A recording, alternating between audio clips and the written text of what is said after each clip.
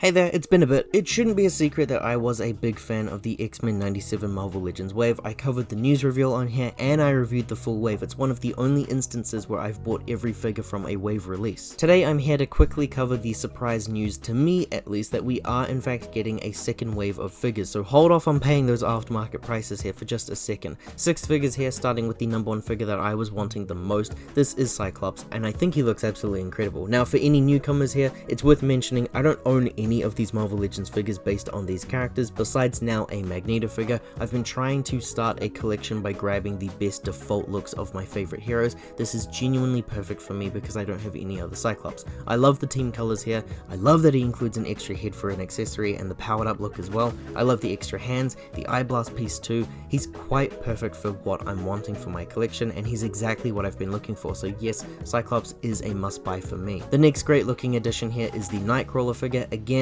I'm not sure what parts or figures or anything here are reused across this wave. It's all brand new for me for hopefully a good set price and not doubled or tripled like some of these figures go for nowadays in the aftermarkets in my country. I criticized the accessories for the first wave's release of figures, but now it seems like they're really trying to make amends for that by including a ton of extra heads for their figures. I think 4 out of 6 of these guys do include an extra alternative expression. So I do wish that Nightcrawler had something a bit more though, like a teleportation display or something, but he looks like he'll pop out on a stand really well and go great with my other figures. It is a fan favorite character and I'm really happy to have him here. Of course, because I'm really wanting some good default looks, Jean also takes one of the top spots for me. I think she looks really great and matches those team colors really well with Scott. Again, the extra headpiece included with more than just a different expression, but a different style of hair even as well. Again, for the accessories, it's just a great inclusion this time around. There's some extra hands as well. There's no power accessory included, but I'm not too sure what they could have included for that.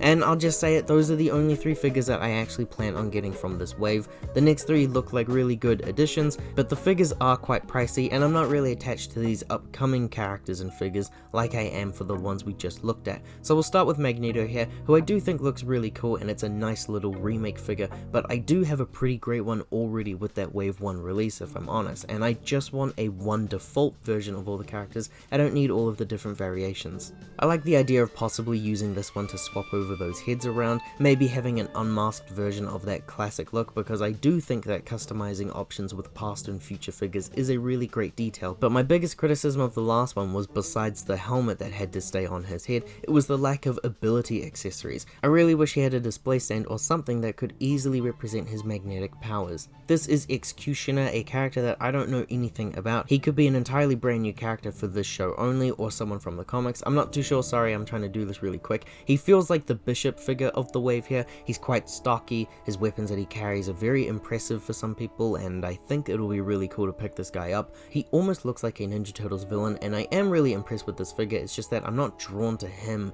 like I am to Scott or the others. It's possible that if the stock is really nice, he might become like a shelf warmer and he might go on a clearance, so I'd probably grab him around that stage. I feel the same way here about Goblin Queen, who again, I'm not sure about the history going on here, whether or not this is a brand new character for the TV show or someone from comics, but her accessories are really stellar. I love the extra hands that are included. I really like those power accessories included as well, but there's also a baby accessory. The figure really stands out for me compared to some of these other ones. It looks like she would fit in really well with the Devil May Cry universe. I'm intrigued, but I'm not as attached to her as I am the other ones. So that's my quick coverage of the brand new figures for the Marvel Legends X-Men 97 Wave 2 that are releasing sometime in 2024. I'm pretty excited to grab at least 3 of these. I'm hoping that the stock issues of my country will be fixed because it was really dicey earlier in the year to get that first wave. I think I mentioned this in my video, but I think I'm the only person who managed to get physical stock in my city. Once I grabbed those figures from my retailer, they were just gone. They never restocked them ever again, and they even removed their listings from their online marketplace. So